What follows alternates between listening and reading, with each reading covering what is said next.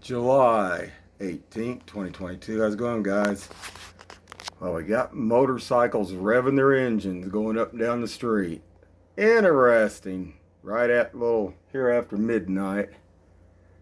Let's see if I can show you this on the deal here. Was it 4 of them? Or 3?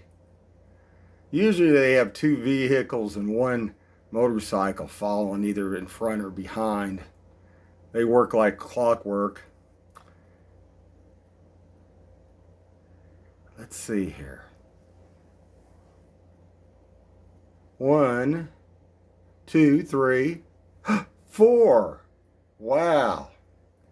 And they like revving them through here on East 47th Street between Northfleet and Chrysler. Anyway, guys, hold on. Interesting, these Harleys, especially this one here, it's got the blue lit up. You can see it coming a long way away. Very interesting, guys.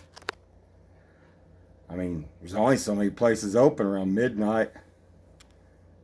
Tool shed down there is open. That's where I drove down to see what was going on. That silver car didn't have no tags going down for the highway westbound. Interesting stuff, though. Anyway, eyes open and have a good one.